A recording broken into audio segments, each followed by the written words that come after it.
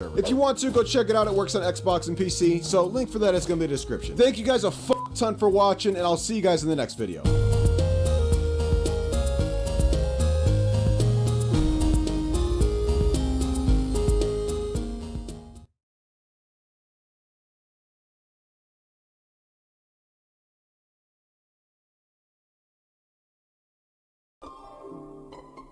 Now, let me start this video off by saying that I wasn't one of those kids who sat in the front of the bus. Everyone who sat in the front of the bus hated the people in the back. And let me tell you, I was no exception to being hated by both the people in the front of the bus and the bus driver himself. It's fucking 7:30 in the morning and the Bluetooth speakers are making the school bus walls shake. I can only imagine what the school bus driver's thinking as he looks back to see what the fuck that noise is, just to see an encroaching mist come from the back of his bus. Now, let me tell you, people weren't just taking rips off their vape in the back of the bus. I mean, they were, but they were taking it one step further by rolling down the windows and sparking up some green. It's 7:30 and there's a whole party going on in the back of the bus. I would just like to point out that me and everybody else in the back of the bus were complete assholes. Now, I wasn't as much of an asshole as the rest of the people in the back of the bus, because while I was an asshole, these guys were on a different level of asshole. I mean, we're driving down the highway and Daniel's throwing fucking soda cans at the bus driver. All the while Noah's trying to fight some random fucking in a different seat. Now, it's not too far-fetched to say that the school buses and the school bathrooms are pretty much the same thing. But I would argue that the school buses were worse. You know, you just woke up, you're already in a shitty mood because you gotta go to your fucking educational 9 to 5. And whether it's too early for you to party at 7:30 in the morning is irrelevant. The moment you get on the bus, you're gonna see 4 types of people regardless. The guy who's crying because his 3-day relationship just got broken up. The guy who looks like he's ready to kill someone because his mom didn't call him out sick. The guy playing the worst shit you've ever heard on the Bluetooth speaker. Or the guy who's just chilling. You are guaranteed to see at least 3 of those types of people when you get on that bus. Let me tell you, having the motivation to get up and go to school was always the hardest part of my day. I mean, I'd do anything not to be there. But everything changed the moment I got my own car. I mean, I would wake up, hop on my Xbox for like 2 hours, go downtown and have some breakfast, come home, maybe crack open a beer, and arrive at school at like 1 p.m. Yeah, I wasn't that disciplined as a kid.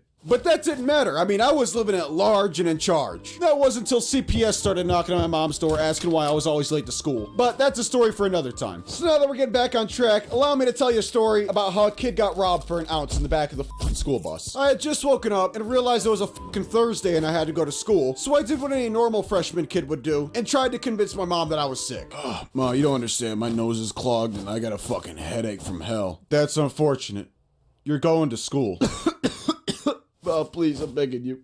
No. So after my get out of jail free card failed, I hopped in the shower, got dressed, and waited outside for the fucking bus. And as I'm waiting, I see my buddy fucking storm out of the house, stumbling his way over to the fucking bus stop. And this dude's still trying to get his fucking belt on. I mean, his shoes aren't even tied, and his backpack's dragging on the fucking road. And I shit you not, as this dude's backpack was dragging on the fucking road, there was green falling out of it. Like, what I was witnessing was a whole circus show. Yo, dog, I'm not sure how to tell you this, but you just lost what looks like to be a good half an ounce on the road over there. Huh? What? So he goes over and starts scrambling to pick up all the green on the ground. Now, keep in mind that the bus is probably a good 2 stop signs away at this point. So he manages to pick most of the shit on the ground up and gets on the bus. Now, this dude absolutely reeked of green. I'm pretty sure the bus driver noticed. I just don't think he gives a f. But I'll tell you who did give a fuck, and that was Daniel and Noah. Now, Daniel would always roll up some bullshit and pass it around to the people in the back of the bus. So I can kind of see why Daniel would be salty that this guy's not chipping in for the blunt. Hey, bro, I'm not sure how you made it on the bus smelling like that, but you best be chipping into this blunt right fucking now. No, sorry, bro, I can't. I gotta sell this shit. All right. So let me understand this. Let me see if I can wrap my head around this. You've smoked my blunt before, and now you brought green, but you're not paying me back for that blunt before. Bro, hop off my dick. I gotta sell this shit, dog. I gotta sell at school. Hey, yo, Noah. What's goody? Hey, that's my bad, bro. I'm not trying to hit your shit today. No.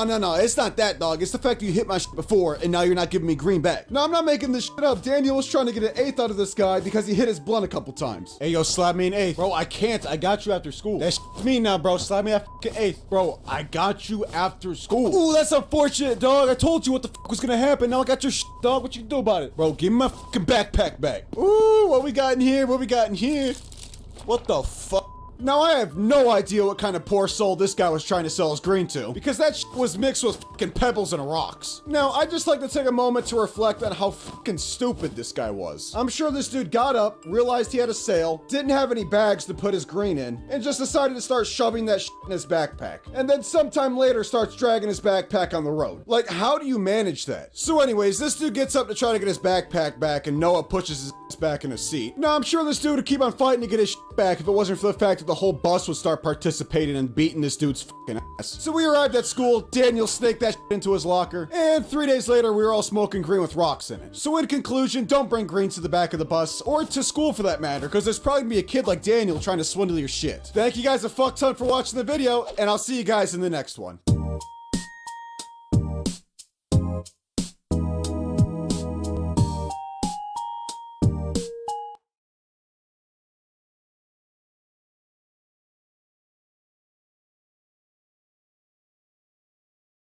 Hey, you. Finally awake.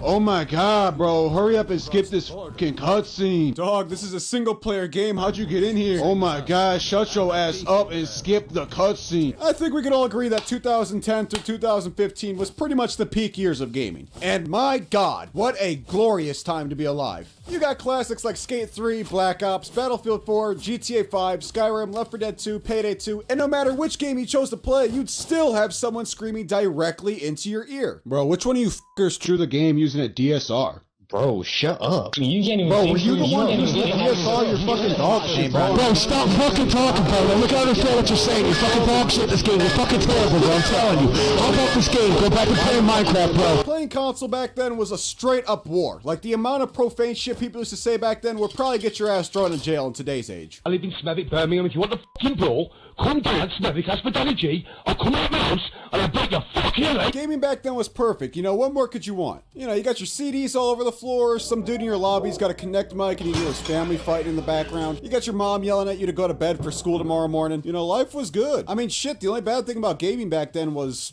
fucking GameStop. Hey, can I return this? It's, some dog shit. Yeah, sure thing, man. You got your seat? Yeah, here you go, man. I got you. Okay, let's see what I can do here. Alrighty, so I can either give you a dustpan and some bottle caps or $2 store credit. What kind of bottle caps are they? I got an Ice Mountain bottle cap right here if you want it. I'll take the dustpan. Okay, good option, man. Thank you for shopping at GameStop. Like, they were straight up robbing people. You return your game for like $3 and they turn around and sell it for 45. And let's not forget the shit the card reader was asking you as you were checking out. Would you like to sign up for an Xbox headset for 5% off? No.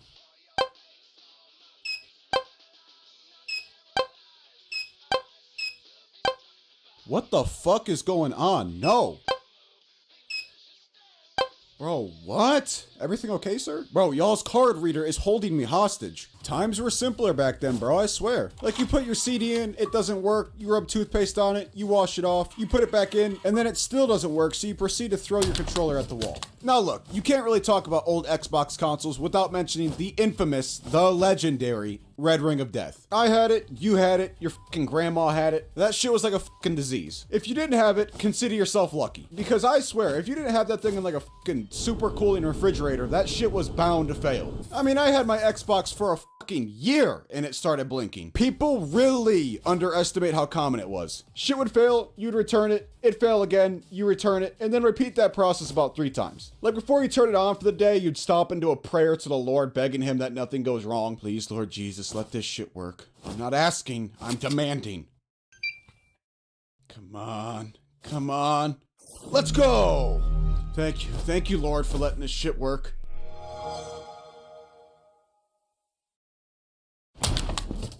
And can we just talk about what happened to some of the games real quick? Like, I remember spending a ton of money on shark cards to buy like the Adder and the Zentorno and shit. And now you go on to GTA and there's a fucking flying missile bite killing everything in the map. And then you get the older Call of Duty games where there's at least 4 modders per lobby. You got like rainbow colors and shit flying on your screen everywhere. Some modders advertising all of his fucking socials while you're playing the game. Alrighty guys, so in conclusion, suck my Black Ops 2 is better than MW2. Yes, I said it. I don't care. Nobody's gonna change my mind. It's fucking factual. Okay, so I hope you guys have a great rest of your day. You're now breathing manually, and I'll see you guys in the next one. Have a good one, guys.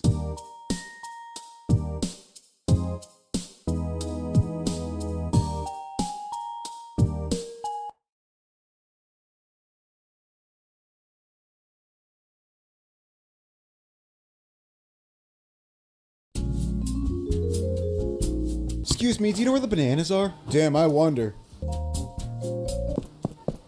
Hey, my mobility scooter just died. Do you think you could push me back to the front to get me another one? Just when I'm break, man. Yeah, I got you, bro. I'll find someone to help you out. Hey, yo, Jamie, I'm on my lunch. You want to come help this guy out? No, I'm good, bro. You got it. Hi, where can I return this? I mean, you can return that to the garbage can, but I mean, I'm fucking flabbergasted that you brought that in here, let alone try to return it. I worked at Walmart for about 2.5 years, and I'm telling you right now, some of the people that shop there cannot be human. Let me give you an example. All right, so I just clocked in. I was walking to the back to get a TC70, which is what we use for inventory. And I was walking down the cereal aisle where my boy Jamie was cleaning up literal human shit off the floor. Sad thing is, I'm not making this up either. Shit like this actually happened all the time. I'm telling y'all, them maintenance members got actual war stories to tell. And so I was asking him, yo, bro, how the fuck does this even happen? Do people just take a shit on the floor? Nah, man, they finesse it. They do some Andy Dufresne type shit. It runs down their leg. Took me a second to process what the fuck he was talking about. And then I realized that some of these people are shitting their pants and then just letting it drip down onto the floor. And I would say that's the most disgusting thing I've heard of at Walmart, but it's not even close. Like, I saw this one woman and she was big, and that's putting it nicely. She wiped her armpit with her hand and smeared the sweat over her face. And bro, after witnessing that, I was damn near ready to walk into the coach's office, be like, all right, y'all, it's been an honor, a real pleasure even, but I'm leaving. And, you know, I'm not trying to come off as an asshole or nothing, like I'm fucking perfect or something. You know, we all got our moments. Just like this one Mexican dude who walked up to me and started screaming at me in Spanish. All right, so I was over in my department, you know, the produce section, and I was checking the avocados and tomatoes and shit, making sure none of them are rotten. You know, that's another thing as well. When you're working at the produce section in Walmart, you learn a skill. I can tell when fruit's good and when it's not good. Like, you'll just see my ass sitting in a grocery store going over the fruits and vegetables I'm about to fucking buy. Sitting there having PTSD episodes about the shit I used to see over in the Walmart produce section. Like, I'm not playing games. If you sit there and ask me anything about fruit, I could tell you about it. I'm telling you, I can hold an orange in my hand and tell you when that bitch is gonna be expired. Like, call me Johnny Appleseed. I'm sorry, dog, but this apple's about to be expired. Go fuck yourself. Anyway, back to the screaming Mexican dude. So this dude comes walking up to me and he said some, "Hablas español?" And you know, I'm not fluent in Spanish, but I know some Spanish. So I understood what he said. You know, he asked me if I spoke Spanish or not. So I responded with, "No, lo siento, mi amigo." And the way I said that shit must have been in the most fluid Spanish ever, because this guy did not believe I didn't know how to speak Spanish. And so he kept on speaking Spanish to me, and at this point, this shit's fucking gibberish, dude. He's speaking some ancient dialect. Solo diem de dana What? I'm sitting here having a whole ass argument with the dude who's speaking a complete different fucking language. No comprendes, no comprendor, no comprehende, no comprendos. Sounds like a fucking wizard spell. No comprendos.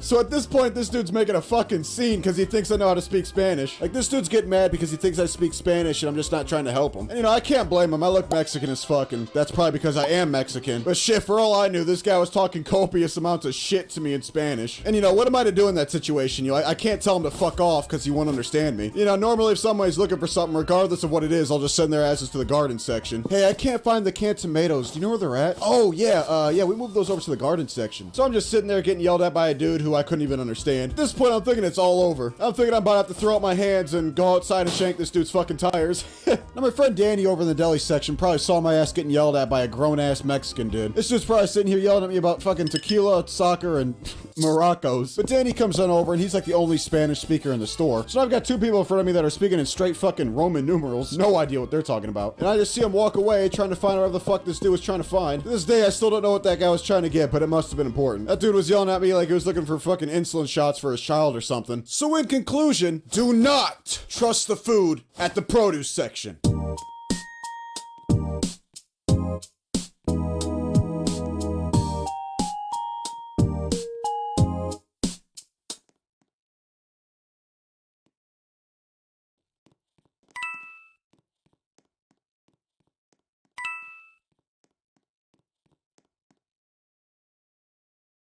Restaurants are filthy, and just like going ass to mouth, it's best not to think about it. When I was a teenager, I worked at IHOP, and almost every aspect of it was repulsive. Let's start with the obvious. No one ever washed their hands. No one. Anytime the servers or cooks would get their paws dirty, they just wipe it on their aprons. And do you think these people are doing laundry every day? No. Most of them just threw their aprons in the back at the end of their shift. So that butter stain you see is probably from months ago. And you might think, oh well, at least the servers aren't touching your food. Well, not if you ordered a salad. You see, the salad never had tongs in it, so everyone would just take a fistful in their grimy mitts and just throw it in a bowl. But the salad was probably safer to eat than the fish. You see, food was almost never rotated, and the fish was the first to go bad. And the owners were greedy assholes who would never throw anything away. So when they realized the fish was spoiled, they just tell the servers to push it, meaning everything on the specialty menu was really just a cheap way to get food poisoning. Oh, but who goes to IHOP and orders the salad or fish? I just eat pancakes. How bad could pancakes be? Well, they were fine, but the syrups weren't. Take a look at any table, and you'll see 4 kinds of syrup, which are always mysteriously full. That's because at the end of each shift, the servers would combine them, meaning every syrup is just a combination of fresh syrup on top of old ones. But what if I ordered meat? Like, how disgusting could steak or eggs be? Well, ignoring what I said before about the cooks not wearing gloves, there was also no AC in the back, so the cooks would be dripping sweat all over the food, making it so everything was high in sodium, if you catch my drift. Even if you get lucky and order something that won't get you sick, everything you touch is filthy. If you look around, the combos will be wiping down tables with a dirty rag they use to clean everything. The same rag used to clean your table is the same they used to clean the bathroom. You're over here resting your fork on it. But the front of the restaurant wasn't nearly as filthy as the back. Like Andrew Tate, we also had a huge rat problem. There were traps scattered around, and every once in a while you'd find a fat boy stuck in one. Worst part was, almost nobody ever checked them. So there'd just be dead rats stuck behind the deep fryer for months. Really added to that pancake aroma, you know? Most of these problems were due to the owners, who were father and son that I just found out recently are being sued for not paying their workers. You see, what they would do is change the time you clocked in and out, effectively stealing money from the poorest people possible. So obviously both of them were massive a-holes, but to me the son was way worse. You see, the dad never tried to hide his cruelty.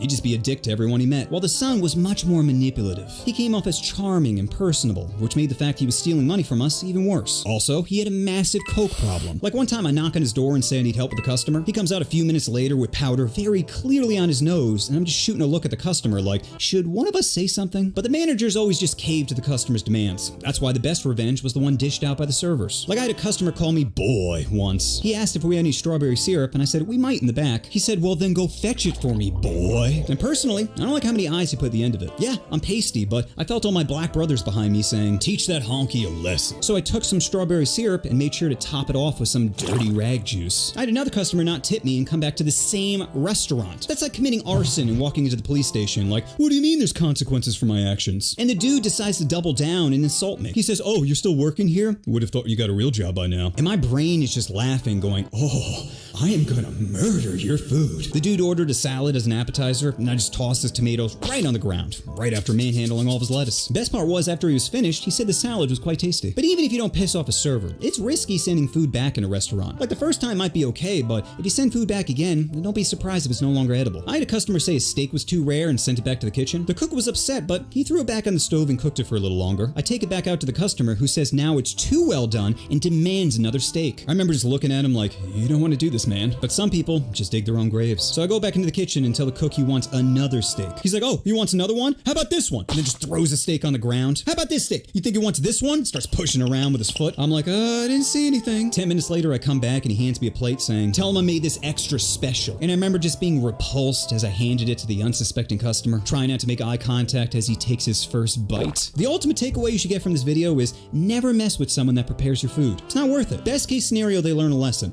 Worst case scenario, your angel hair pasta has more hair than you asked for. You know what you want to do. Oh, you want to push that subscribe button. Oh, push the button. Push the button. Idiots, criminals, drug addicts. The restaurant business is filled with horrible people. So here are 8 degenerates I used to work with back at IHOP. One co-worker was a pillhead named Christine. Christine was an overall great worker when she wasn't high. Unfortunately, bitch would pop pills like they were Tic Tacs. One time she came in so blasted that she sat in the child's high chair and got stuck. To make the problem worse, it's a busy Sunday morning and everyone in the restaurant is like, what is that crackhead doing? Another co-worker named Sharif would sometimes bring weapons to work. He'd be in the back showing off his illegal switchblade, making jokes that if the table didn't leave him a tip, he'd leave him his tip. Another coworker was a Spanish chick named Sophia, who I'm pretty sure was a prostitute. She'd always have guys come in and ask for her specifically, which was weird because she looked like a burn victim with an eating disorder. And Sophia would mysteriously keep getting expensive things. Like one day she came to work with a brand new white BMW. Like, bitch, you're getting paid $30 grand a year. How the hell are you affording that? The hostess was a banging chick named Roxanne, who was equally as hot as she was stupid. You see, Roxanne had a thing for bad boys, or basically anyone that would make poor decisions. She'd very openly give her number out to anyone with tattoos, a motorcycle, or a substance abuse problem, which was hilarious because Roxanne was married, and her husband would show up every once in a while for a surprise visit. And no matter how bad my day was, I can't tell you the joy I'd feel watching him walk up in the parking lot as Roxanne is clearly flirting with someone. My manager was a guy named Jamal who spent most of his life in a correctional facility and had what some people call an anger issue. Most of the time he was all smiles, but if you pushed his buttons, convict Jamal would come out. One time Jamal got so angry with a customer, he shattered a plate and threatened them with a broken piece. It was was wild. We're all looking at Jamal like, what are you doing? Well, everyone except Roxanne, who couldn't be more turned on. Fortunately, the customer was like, F this, and booked it out of there. Now Jamal's in the back with blood all over his hand, and I'm like, bro, you really gotta go to the hospital. And he's like, nah, bro, I don't trust doctors. The owners of the IHOP were a father and son. The father was a rageful, petty person who would chew out workers on a regular basis, while the son was a personable, charming fella. However, both of them were pieces of shit because they would steal money from their employees. You see, what they did was change the time you clocked in and out. Most servers didn't notice because you only get paid a few dollars an hour, but the cooks most certainly did notice, as taking away $9 a day really adds up. Unfortunately, like I mentioned earlier, everyone working there was a degenerate who had no other options but to accept some greedy American giving him that corporate D. The wife of the owner was a gold digger named Casey. Casey has the IQ of a Down syndrome kid who huffs paint. The fact that she could hold a conversation without biting her own tongue always amazed me. The owner would buy Casey expensive things that he'd bring up whenever he got angry. Like the owner paid for Casey to get a boob job and one day just yelled at her in the middle of the restaurant saying, I paid for those tits, so roll some goddamn silverware! Casey drove a Mercedes, and the fact that someone gave her a license still baffles me to this day. Every day her car would have some new dent or scratch on it. Like, damn bitch, please don't drive near any middle schools. The combos, or bus boys, were all illegal Mexicans who were the only good workers there. Well, all of them except one guy named Pedro, who let's say had sticky fingers. Whenever a customer would leave something at a table, Pedro would snatch that shit like it was the last piece of pizza. Like one dude left his wallet on his seat and I could see it from a distance, but I'm super busy so I'm not making a beeline for it. When I finally got around to the table, surprise, surprise, the wallet was missing. And the customer comes back in asking me if I saw it. Now what am I supposed to do here? Narc on one of my coworkers who could be deported for this and have pure vengeance in his eyes for the gringo that sent him back to the motherland? Or just say I don't know. So of course I went with the latter, but the customer was adamant that I stole it. To recap, I'm getting paid poverty wages while getting yelled at by a guy as Pedro is in the back squinting at me cleaning knives. The only time Pedro came in clutch was one time I had a table of young guys that were all around 17 years old, which basically just means there's no chance of me getting a tip. So they harass me again and again for refills, appetizers, napkins, all while we're super busy. When they leave, of course there's no tip, but one of them accidentally left their cell phone. So I bring it to the back and I'm like, Pedro, Cinco Dolores? He hands me $5 and I'm like, well, looks like I got my tip after all. The kid comes back in 20 minutes later asking me if I saw his cell phone. And I'm like, no, aside from the exact money for the meal, I didn't see anything else on the table. And the kid's looking at me like, damn. I f***ed up. So those are all the degenerates I used to work with back at IHOP. If you guys had any worthless coworkers, please let me know down in the comments. And just remember, when someone pisses you off, don't get mad, get even. You know what you want to do. Oh, you want to push that subscribe button. Oh, push the button. Push the button. What's the dumbest thing you've done in school? Because mine was getting both drunk and high the day before my final. It was my sophomore year of college, and I spent most of it being a straight-edged loser. Oh, alcohol is just a crutch, and I can have fun without it, I'd convince myself. Not realizing drugs are like social lube. You could raw dog and talk to a stranger, but it's way easier if you butter yourself up first. So it's the day before my English final, and I was not in a good place. My girl broke up with me a few weeks earlier, and I was still hurting. I was starting to enter that f***ing state of mind where I'm like, consequences? Who cares about those? So the night before my final, I'm walking around campus, trying to get my head right when I hear friends having a party in their dorm room. I knock on the door and they're like, shh, quiet.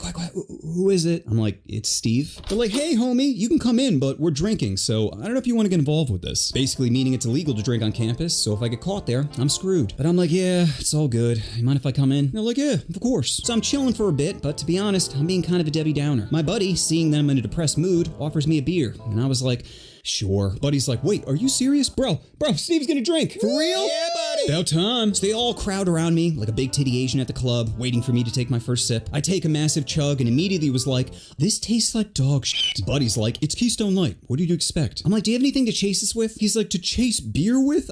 I mean, there's juice boxes in the fridge. Give me. So I continue to guzzle beer while taking little bitch sips from my juice box. Eventually I get 3 beers in and I feel this wave of happiness come over me. I'd officially entered the tipsy phase, and here came my first problem. Volume control. See, I already have a booming voice. Combine this with alcohol and I can get quite loud, which is not good when illegally drinking in a dorm room. So my friends are like, bro, I'm glad you're drinking with us, but you need to keep it down a little. I'm like, oh geez, I'm so sorry, you're right.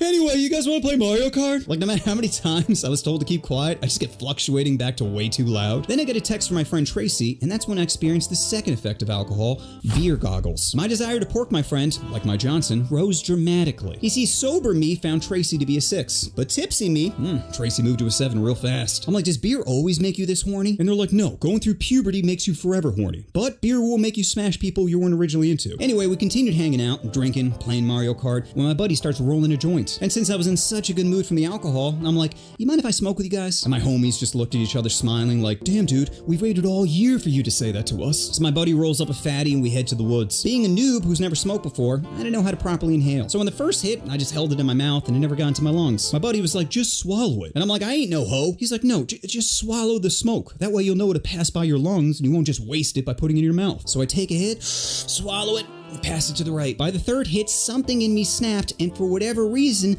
I started pretending I was a black preacher. My brothers, we are gathered on these green pastures to smoke that sticky icky. And if you feel the power of the Lord inside of you, give me a praise Jesus. Praise Jesus. I'm sorry, I couldn't hear you. If you feel the power of the Holy Spirit inside of you, give me a praise Jesus. Then we see a light turn on in a house near us, and I yell, cheese it, boys. We all book it back to campus. When we get back to the dorms, we have to check in at the front. And I'm still in character saying, hello there, children of God. They're like, the fuck. And as soon as I get 2 steps past them, I say way too loudly, do you think they know I was high? Buddy is like, yeah, I think they might have an idea. So I get back to my room at exactly 2:23 a.m. and this is where the story gets interesting. You see, I had my English final the next morning at 8 a.m. And when my alarm goes off at 7:45, I'm like, oh shit.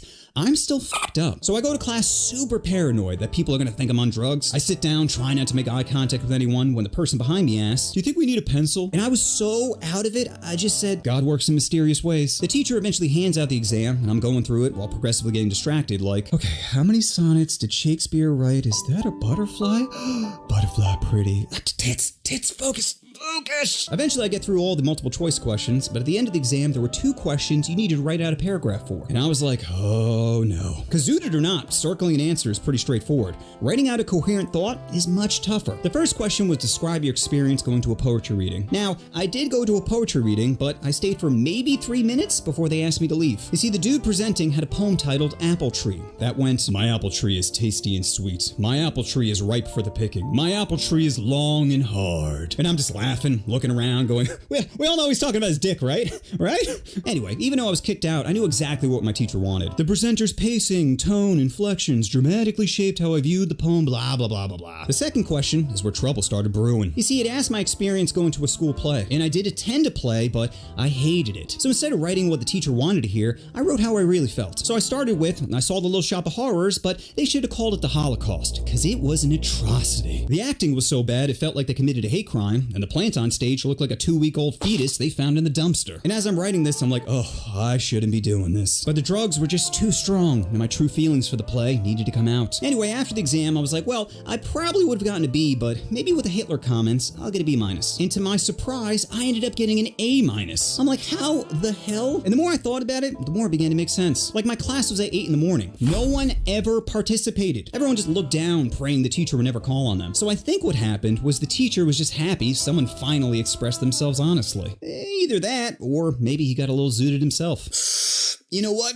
It did look like an aborted fetus. You know what you want to do? Oh, you want to push that subscribe button. Oh, push the button. Push the button. The end of the world is here. If you want to touch again, you're gonna need some tools. So here are the best 20 items for an apocalypse. Last of Us edition. Number 1, an ugly child. Having an ugly child with you will make the apocalypse significantly more tolerable. And yes, the child needs to be ugly. It's the apocalypse. If prison can make you gay, the end of the world can make you a pedophile. An ugly child relieves you of that temptation. You gotta be able to think correctly, and you can't be all horned up. Number 2, condoms. Now I know what you're thinking. It's an apocalypse. The hell do I need condoms for? Well, think about it. What are you really living for? One of life's greatest pleasures is smashing. And do you really want to be getting a chick preggers? She's already doing you a favor by letting you put your grimy, I haven't showered in months junk into her. Let's not bring a baby into this hellscape. Number 3, binoculars. Can be used to see potential threats like clickers or schizophrenic people feverishly masturbating. Seeing anyone that's coming is a huge advantage. Number 4, backpack. Gotta have some way to carry around all your items. You can't be strutting around the battlefield with a purse like, hold on, let me just get my pistol. Ugh, I can never find anything in here. Number 5, Brita water. Unless you find a stream or a Poland Springs plant nearby, you're gonna need some way to purify water. I'm not Bear Grylls. I'm not drinking pee out of a sock,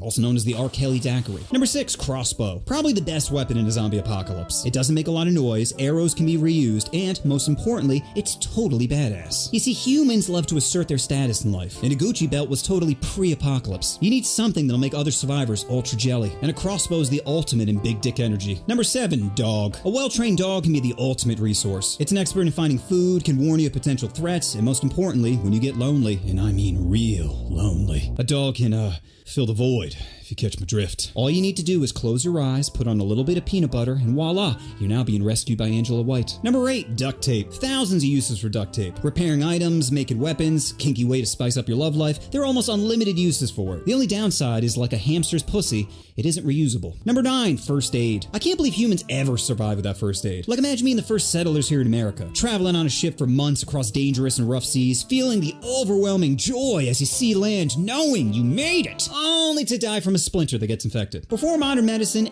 everything killed people. So a first aid kit may be the only way you're touching again. Number 9, flashlight. A flashlight is like having a superpower, except just like you and a 5'5" big titty Asian, it won't last long. Let's just say it's one of those flashlights that you can jerk off to make work. I believe they're called wank lights, with the slogan being, do you need a hand? Number 10, flint and steel. Keep it fire! One of the most crucial aspects of survival. Used for cooking, keeping you warm, roasting your enemies. Everybody, look at Billy's amputated leg. Hobbling ass bitch. Number 11, hiking boots. If an apocalypse happens, the first place I'm headed to is Foot Locker. Food and medicine is for suckers. That's what everyone's going for. You need something just as useful with less risk of getting shanked in aisle 3. Feet are our foundation, and our foundation must have good support. I still think food is more important. What are you talking about? You can grow food. You can't grow a pair of Timberlands. Number 12, a knife. Another S-tier item. To survive, you'll need a knife for everything. Hunting, cooking, defense, camping. The only issue is you have to keep sharpening it. But there's no internet porn, so at least 13 hours of your day are now free to do other things. Number 13, music player. Some of you might say this is useless, but again, think about what you're living for. Having some tunes at the end of a grueling day can do wonders for your mental health. Okay.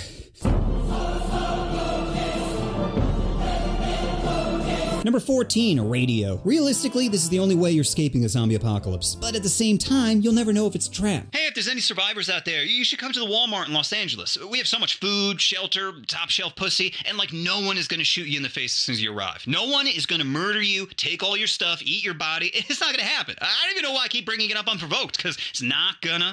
Another one. Number 15, shotgun. A shotgun is like the big dick of guns. It's great in select circumstances, but most of the time it's just a hassle to carry around. Number 16, sleeping bag. Bitch, you cold-blooded? No? Well, then your ass is gonna need a sleeping bag. Think of a sleeping bag like a condom for your body. You could raw dog the ground, but it's wet and you'll probably catch something. Number 17, a tent. It sounds useful, but it's a zombie apocalypse, and your paranoia is gonna be at max. Any sound could be a squirrel, a clicker, or someone looking for a butt buddy. Number 18, toilet paper. You know what Oprah always says, happy butthole, happy life. Number 19, toothbrush. Now, I do find it attractive when a girl removes her dentures, but it's gonna be hard to find applesauce in an apocalypse, so you're probably gonna need teeth. Number 20, pistol. It's useful, but if you're running out of bullets, you'll be like me trying to get my girl pregnant, shooting blanks. But even with no bullets, it's still a great deterrent. If someone's pointing a gun at your face, what are you gonna say? Psh, I bet there's no bullets. I was wrong. Oh, I was so wrong. So those are the best items you can have if you want to survive in The Last of Us. If I've missed any, it's because I've never seen the show. Like I mentioned in my Evil Thoughts video, I don't like looking at ugly people. And you know what's better than being a main character on a hit HBO show? Not having Down syndrome face.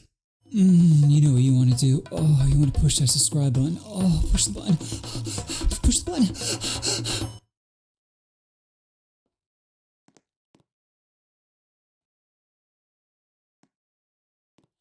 My grandmother once told me all of God's creatures are precious, which is just bullshit. Leeches are precious, ticks are precious, cockroaches are precious. Face it, some animals deserve to die. So let's talk about 7 animals that need to be exterminated. Starting off with pandas. Pandas are like the Down syndrome kids of the animal kingdom. If left to their own devices, they would kill themselves almost instantly. Pandas spend 16 hours a day eating bamboo, they're constantly falling off of shit, and they don't even know how to fuck. Do you know that zoos will use panda porn to try to get them to mate? Like, how do your own survival instincts not tell you when it's time to smash? And even if they do pork, good luck getting pregnant. Their average penis size is 3 centimeters. 3 centimeters! Lady Gaga's dick is bigger than that. And females only ovulate a few days a year, so there's no guarantee that they'll even get pregnant. And even if she does get pregnant, that baby's probably dying. Panda babies are born blind, are 1/900th the mother's size, and require feeding every 2 hours. Face it, the only reason why these creatures are still alive is because we spend outrageous amounts of money on them. The US spends $5 billion on panda conservation every year. Think about it, for that kind of money, you could give 25,000 kids with cancer a Lamborghini Huracan. Have them live their final day plowing into a tree rather than looking at one on a wall. Next up, polar bears. We've all seen that image of a polar bear stuck on a small piece of ice as some liberal tries to convince you that global warming is real. Says who? An earth scientist? What the hell do they know about the earth? And even if it was real, we should all be happy it's killing this Arctic demon. But they're so cute. No, they're not. They're monsters with a good publicist. Why don't they show you pictures like this? Or this. Or this. If you love polar bears so much, why don't you rescue one? Keep one in your backyard and finger cross it doesn't mistake you for a baby seal. Polar bears are liars too. You know they're not actually white. Underneath their fur, they have black skin. And if Fox News taught me anything, that's how you know they're bad. Next up, alligators / crocodiles. Contrary to what you might think, dinosaurs still roam the earth. And like most fossils, they're typically found in Florida. Now, we all know Florida is the dick of America. And right at the tip is a massive area of swamplands known as the Everglades, or what I like to call Redneck Jurassic Park. This place is infested with alligators and crocodiles, and they are not an animal you want to fuck with. Crocodiles can be as big as 23 feet, have the jaw strength of 3,700 pounds, and can run 20 miles an hour. If one wants to eat you, just flash your neck and hope it's over quick, because you stand no chance. With all that said, some Floridians, also known as inbreds, still want to mess with them, treating them like Democrats and giving them free handouts. You get it? Handouts? I know some of you don't appreciate my offhanded comments, but that was hands down my best joke. Knuckles. Next up, mosquitoes. Unlike some other animals on this list, most would agree this one's pure trash. Mosquitoes are the deadliest animal on the planet, killing over 1 million people a year. How do they do it? Well, first they spit on you, like a Boston fan at a Yankees game. Then they penetrate you without your consent. My body, my choice, you pint-sized Cosby. If Hitler made his life goal to exterminate mosquitoes instead of Jews, he would have statues named after him, and not just a Kanye clothing brand. But what can you do when there's trillions of mosquitoes? Well, Bill Gates has an answer. That's right, when he's not putting critical race theory in vaccines, Bill funds a company that genetically modifies mosquitoes. And if the first half of Jurassic Park taught me anything, it's that nothing will go wrong altering the DNA of animals. So how do these genetically modified mosquitoes work? Well, first, they John Mayer their way through the population, mating with as many females as possible. Then, their magic splooge does the rest, making it so no female offspring will survive to adulthood. So move over, Lizzo. There's a new animal literally f***ing itself to death. Next up, otters. You probably think this animal's cute, huh? Whether it's their hand holding, rock juggling, or the fact they squeak when they touch water for the first time. But otters are really disease-ridden corpse f***ers. They are not great animals as some unshaven liberals will have you believe. They are merciless hellspawn who use their intellect for great evil. Don't think so? Well, let's just look at the otter rape chart. Male otters rape female otters, typically holding their heads underwater while biting their face. They rape baby seals, sneaking up on them when their mothers are occupied. They rape pet dogs, probably while whispering in their ear, "Who's a good boy?" And to top it all off, they also rape dead otters. Yeah,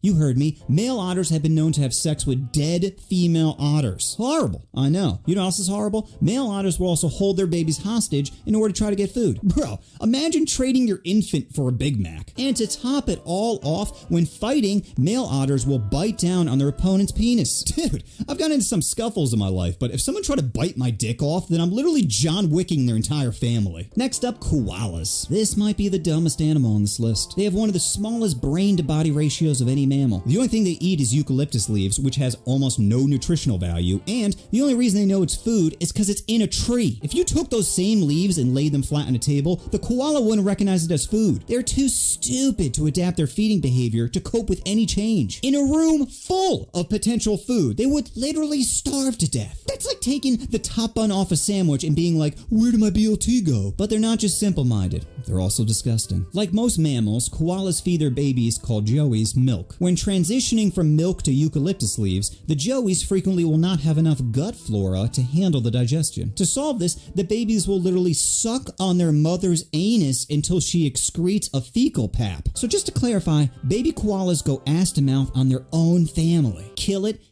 with fire. Also, side note, 3/4 of them have chlamydia, so if your girlfriend gets suspicious, just blame it on a petting zoo. And the last animal that needs to go extinct is, you guessed it, the Kardashians. With a genus species name of Facus cuntus, these creatures have infested our lives long enough. They have no discernible talents, they shit on the self-esteem of young girls, and their only nourishment is by suckling on the teat of publicity. When not given enough attention, some have even evolved to a more hideous creature. So how do we stop them? We could pray, but God seems busy laughing at kids with cancer. I guess our only hope is to just ignore them. But with our luck, they'd probably just come out with another sex tape. Be hard not to watch Kylie get blasted by the whole Lakers front court. That's a lot of balls to her face. You know what you want to do? Oh, you want to push that subscribe button. Oh, push the button. Push the button.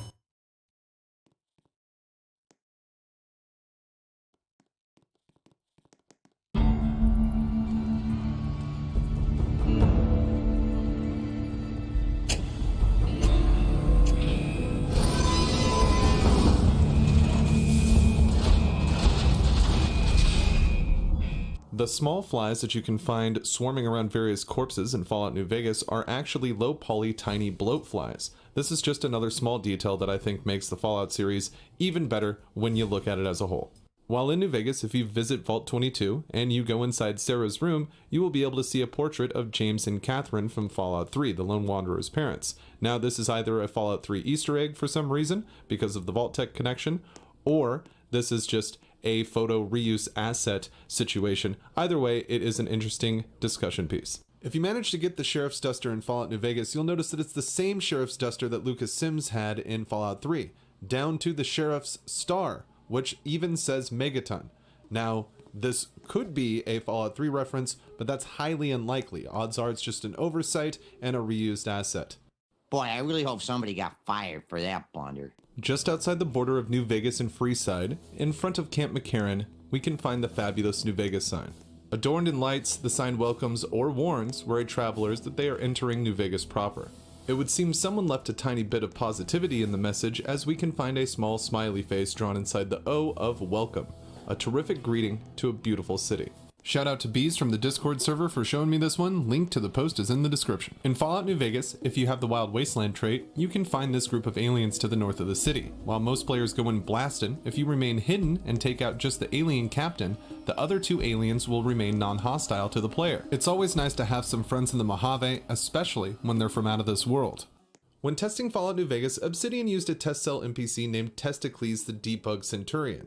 We can spawn him using console commands, and when speaking to him, we can change many things with the save file like quest outcomes, reputation levels, and even spawn Rex as a companion. Interestingly, the same model is used for Ron the Narrator, who can also be seen using console commands by spawning him in or turning on player controls during the ending slideshow. Ron the Narrator acts as an NPC in-game in place of Ron Perlman's VA lines. If your sneak skill in Fallout New Vegas is over 60, you will be able to sneak up on Ghost and get this unique bit of dialogue.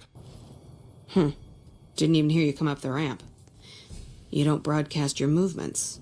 I like that. You a courier? If so, this might be your lucky day. If you don't mind walking a bit. And your eyes are good.